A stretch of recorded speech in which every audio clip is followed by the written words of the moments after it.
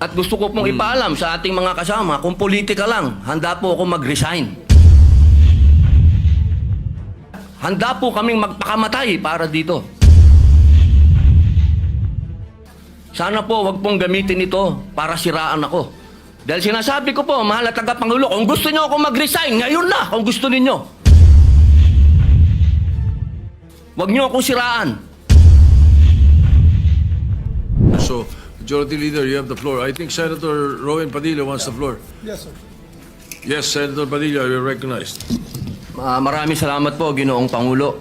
Nais ko lamang pong kunin ang pagkakataon nito bilang parlamentaryong pagsisiyasat po. Sana ganap po di ito sapagkat, Ginoong Pangulo, ako po'y naguguluhan. Sapagkat dito pong nakaraang Huwebes, meron pong naglabas na isang journalist ito, isang istasyon, na sinasabi na ako daw po ay nagngat-ngat dito sa loob ng Senado. Ito po ay Ano po yung... middle finger po. Habang tayo daw po ay nagsasagawa ng lupang hinirang, nagpa-flag ceremony, ako daw po ay nagngat-ngat. At ito po ay naging malaking issue.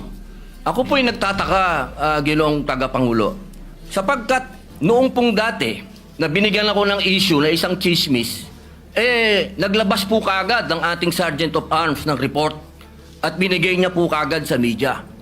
Ito po, wala pong kahit na sino ang nagpapaliwanag na hindi ko po ginawa. Ang tanong ko po, meron po ba tayong tinititigan sa tinitingnan dito? Kasi napakabigat po ng akusasyon na ito sa harapan po ng ating bandila. Ako po'y magngangat-ngat. At gusto ko pong ipaalam sa ating mga kasama, kung politika lang, handa po ako mag-resign. Pero pagka religion ko po ang pinag-usapan, kahit sino sa inyo, kung ano gusto nyo, wala pong problema.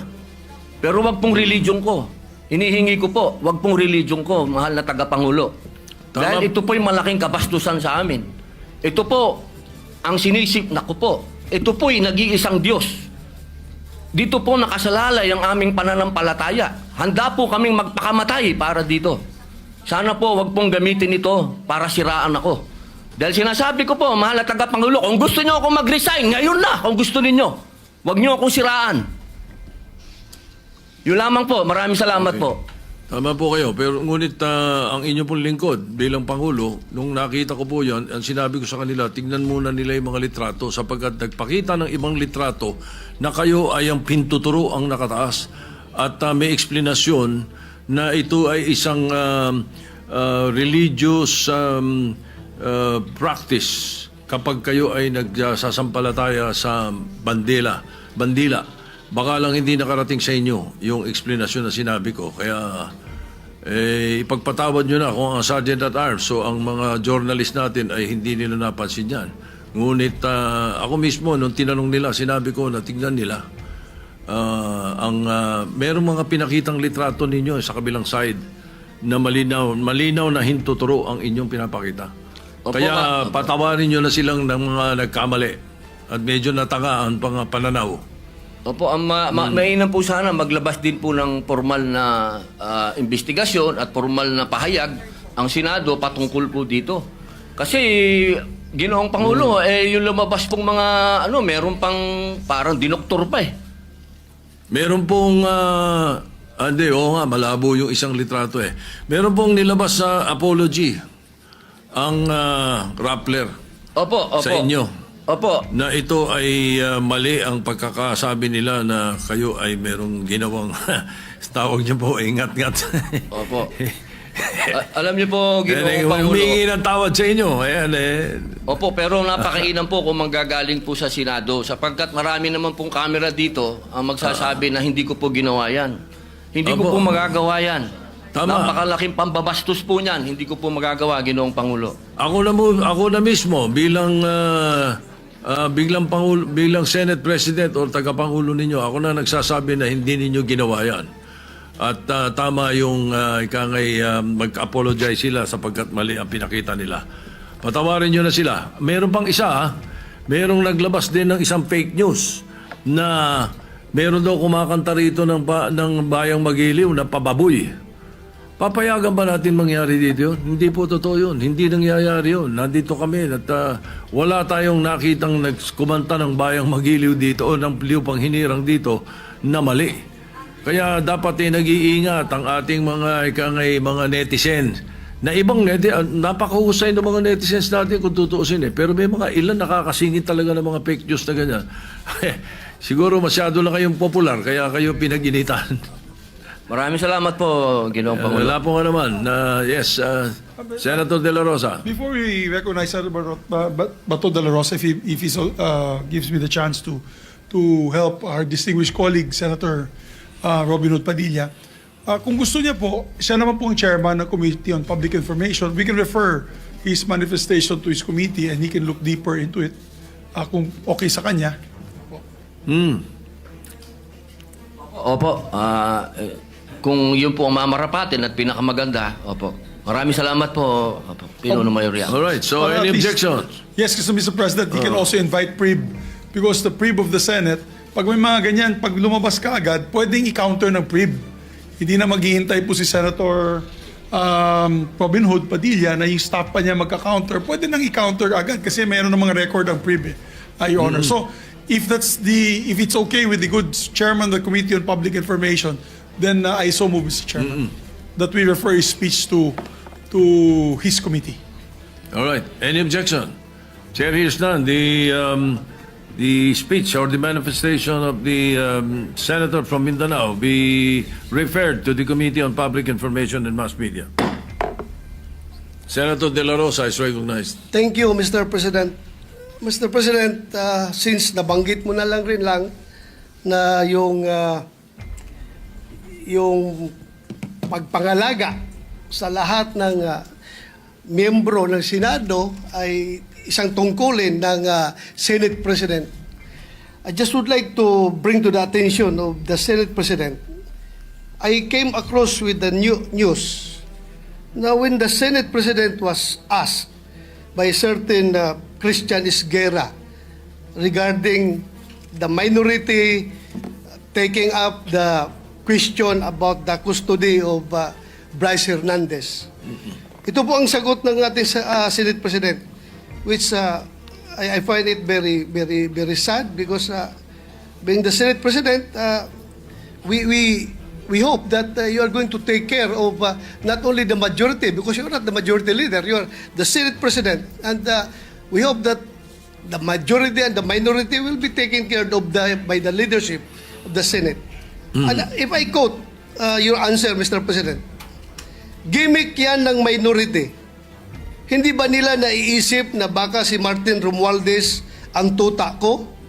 Makabintang sila porque pinagbigyan ko yung TRICOM, tuta na ako. May ginawa ba akong illegal? Yung request ng House of Representatives, illegal? Hindi. Ang gusto ninyo, awayin ko yung House of Representatives on day one. Mamatay sila sa sama ng loob. So, malungkot lang ko ito, dalawang punto, Mr. President. Unang-una, yung mamatay sila sa sama ng loob. Kami, Mr. President, hindi mo po kami mapatay sa sama ng loob dahil hindi na po masama ang loob namin dahil tanggap na namin na kami ang minority. Ang kinasama lang ng loob namin is bakit kailangan pang patayin kami sa sama ng loob? Hindi na po masama ang loob namin. Tanggap na namin na kami minority. At pangalawang punto, Mr. President, gimmick lang ng minority yan. Ang Senado po, hindi po ito noon-time TV show na puro gimmick ang ating tinitikap dito. Kami po ay nag-raise dito ng legitimate issues which requires legitimate attention. So, Mr. President, ako po ay nalulungkot which brings me to my parliamentary inquiry, Mr. President, na yung si Bryce Hernandez, yung kanyang kustodiya was transferred, physical custody, I'm talking about physical custody, was transferred from the Pasay City Police Station to the Senate Sergeant at Arms room. Through, yung from correction, from Camp Crame to Pasay, it was done through plenary action.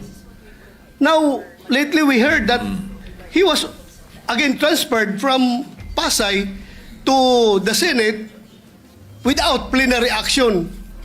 This is my parliamentary inquiry. Kung is a parliamentary action can be subverted by an action which is not a parliamentary action?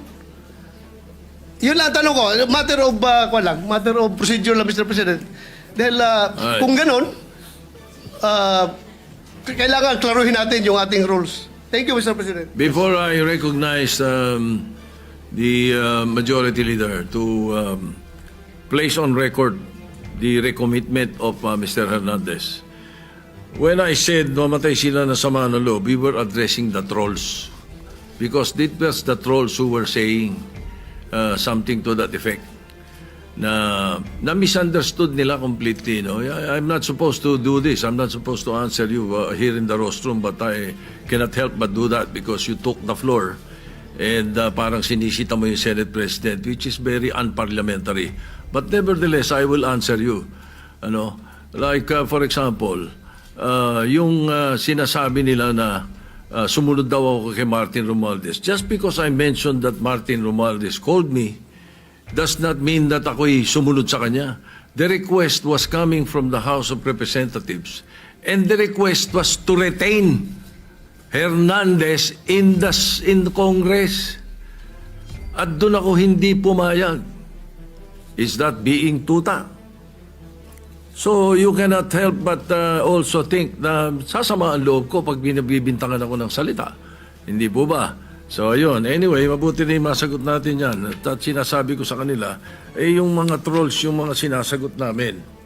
Ngayon, to answer the issue of Mr. Hernandez, the majority leader may read the recommendation or the recommitment of Mr. Hernandez to the Senate custody. Yes, Mr. President. Mr. President, with the permission of the body, we made a study on the action that transpired the last 2 days on the recommitment of Vice Hernandez dito po sa atin sa Senado. To put on record, this is how it transpired. Last week, it was requested by, of course, the House of Representatives that we detain him in the House of Representatives. Hindi po kayo pumayag. Ang sabi nyo, kung ganun po ang gusto ni Hernandez kasi ayaw niyo pong bumalik dito, ang sinabi mo, hindi pwede. Dapat neutral and safe area doon po sa PNP Custodial Center. So nagkaroon po tayo ng debate dito dahil it was our distinguished colleague Senator Marcoleta who raised the issue that why was he put in the PNP Custodial area and not to the Senate Detention Facility, which was seconded by many of the members of the minority. A debate ensued. After the debate, I asked for a minute suspension and we all suggested na sa Pasay City Jail na lang po dahil malapit po sa Senado. Pero let's not forget the fact that originally, the position of the minority was to bring him back to the Pasay City Detention. It was only I who made the recommendation during the break that we keep it in Pasay City Jail because I approached the minority and you all agreed to my recommendation. And then after we started the session once more. The motion was done by the minority, graciously done by the minority, to move him instead to the Pasay City Jail. But upon consultation of the chairperson of the Blue Ribbon Committee, Senator Lacson, the Senate President granted the request as the chairperson of the Blue Ribbon Committee requested that he be brought back to the Senate, which was really at yun talaga ang posisyon ng gusto ng ating minority at the time para wala ng gulo. Pumayag po kayo na dito na lang sa Senado at may request na rin po, for the record, may sulat po si Bryce Hernandez, ang mga abogado niya, na ibalik siya dito at yan po ay confirmed sa kanilang hearing this morning for his writ of amparo before the Pasay City Regional Trial Court. Sinabi po ay doon na lang po ako sa Senado ilagay. So, the Senate President acted on the request na gusto ibalik na lang po dito. Tayo naman po ang may kustodiya niya sa kanya. At as a matter of fact, while watching the press con of our distinguished colleague Senator Marcoleta, nung tinanong sa kanya And sinagot po ni Senator Marcoleta ay tama naman po yan. Dapat talaga dito siya sa Senado. Kasi tayo po ang may kustudiya. Sinabi po ng ating mahal na senador yun. So we also pursuant to Article 6, Section 6 of the Rules of the Blue Ribbon Committee, which states, a witness cited in contempt may be ordered to be detained in such a place, be designated by the committee or concurrence of the Senate President by either detention order or commitment order. And under that commitment order, wherein the witness cited contempt refuses to produce documents required of him and her, or to be sworn or to testify, or maliciously evades or misleads the committee, or otherwise purge himself or herself of that contempt, may be ordered to be committed to any jail or prison facility upon recommendation of the committee through the chairman or the concurrence of the Senate President. So in this case po, the chairman had requested that he be brought back to the Senate for detention. It's not a violation of any rule, Mr. Chairman. Mr. President, thank you.